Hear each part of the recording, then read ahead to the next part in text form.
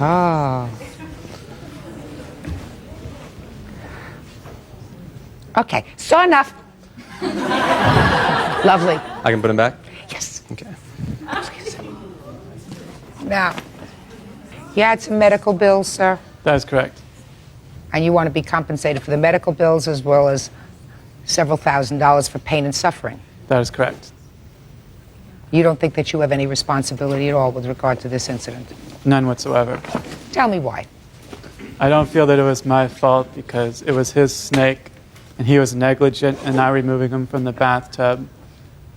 He knew that it might have been dangerous. It had never struck at me before, so I was not afraid of it, but I had asked him repeatedly to remove it and he failed to do so. Why do you keep wanting to stand up? Because he's failing to mention a point. Well, come on in, I'll hear you. Who are you? My name is Mika Silverman. I was a friend of his. I kind of think he was irresponsible, so I don't care what you think. You said you had a fact that you wanted me to hear. At some point, Ben just passed it off and said, well, you've handled snakes before. Just go ahead and pick them up and take them out.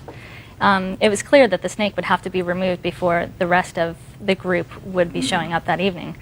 So instead of doing it at a prompt manner, like Eric said, he just kept putting it off, which was dangerous to everybody who was coming. You see, my problem with you, sir, is you say he was negligent in failing to come right in when you called him because you wanted to take a shower. Yes. That's not negligence. Negligence is putting your hand in the bathtub to take out the snake. That's negligence. And not only is it negligence, but it's pretty stupid. I mean, I would rather go to a party really dirty and reeking than put my hand in a bathtub and take out a snake that was digesting its rabbits. And when I looked over these papers, I said to myself, if he had brought this animal in and you didn't know it was there and went in to take a shower and you were bitten, he would pay a whole bunch of money. But you've just told me that you approved of the snake being in the house, you liked snakes yourself, you weren't afraid of it, it had never bitten you before, it had never, as far as you know, bitten anybody else before, because otherwise you would have had a fear, right? That's correct.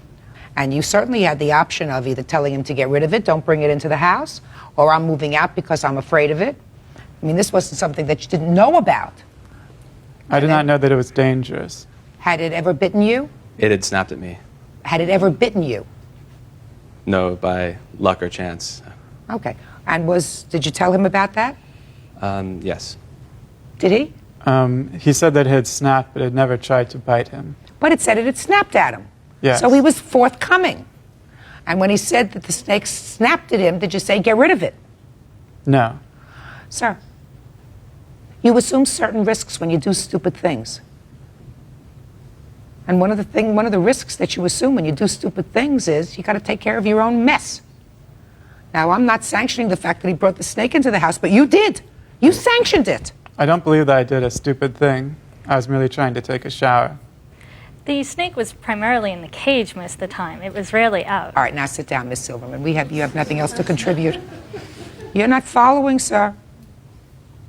You're not following. Let me ask Bert a question. Excuse me. You're in his position. Mm-hmm. You feel like taking a shower. Right. Your roommate won't remove the snake from the shower because he's busy cooking inside for a party. Right. Think you might put your hand in there and take that snake out?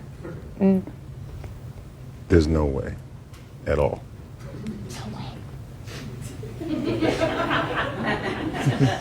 Mr. Heffelfinger? Yes. I'm sure you're a very smart young man. You did a very stupid thing. When you do stupid things, you got to accept the consequences of it. It is your fault that you put your hand in there, unprotected, and took out a snake that you knew in the past had snapped at him.